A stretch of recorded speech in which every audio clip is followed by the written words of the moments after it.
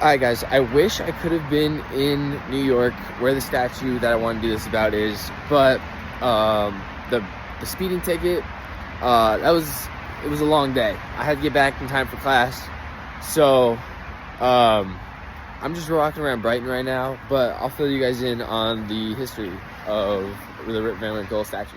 Alright guys, so I want to be outside while I film this, but I can't walk around Brighton because I can't walk, talk, and think at the same time while on camera, apparently. So, anyway, what I'm doing for the history project is the history of the sculpture of Rip Van Winkle in the Catskills. So, if you haven't been to Catskill, there's a lot of things in the surrounding area that are named after Rip Van Winkle, such as this restaurant I used to go to all the time as a kid, and I still go to now. And the bridge, I've used that bridge so many times to travel to and from New York into Massachusetts. So the Rip Van Winkle Bridge, I see it all the time. And then my grandparents also got me a t-shirt of Rip Van Winkle, and it's become an inside joke with my friends. So I was really curious as to who Rip Van Winkle is and why so many things in the Catskill area are named after him. Okay, so here is a picture of the bridge that you can use to cross into Massachusetts. And now here's a picture of the sculpture that we'll be talking about today.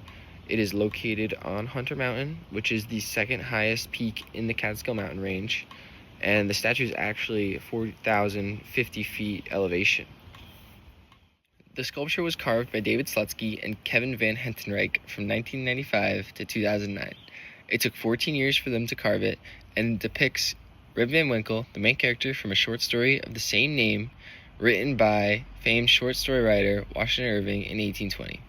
The story is based in the Catskill Mountains and is about how Rip Van Winkle, a Dutch settler, follows the ghost of Henry Hudson into the mountains, magically falls asleep for 20 years, and bang, he comes out and the American Revolution is taking place. I've never heard of this short story before, but it is extremely popular amongst people in the Catskills, and there is another statue of Rip Van Winkle in Irvington, New York, a town that was named after Washington Irving. I understand that it is his namesake town, but that makes no sense to me because Irvington is nowhere near the Catskills, so I don't really understand why the statue's there. Could have picked another short story, but that's beyond me. Okay, so in summary, there's the statue of Rip Van Winkle on the top of Hunter Mountain. You can't see it from skiing. If you go in the winter, you're gonna have to hike to get to it to see it. And there's older stories in German lore where someone falls asleep for 20 years that might have influenced Washington Irving to write this story.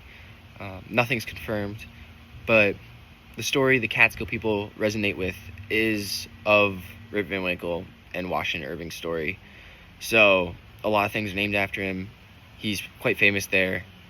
And be sure to go visit. It's a great place. And that's all I have for you guys.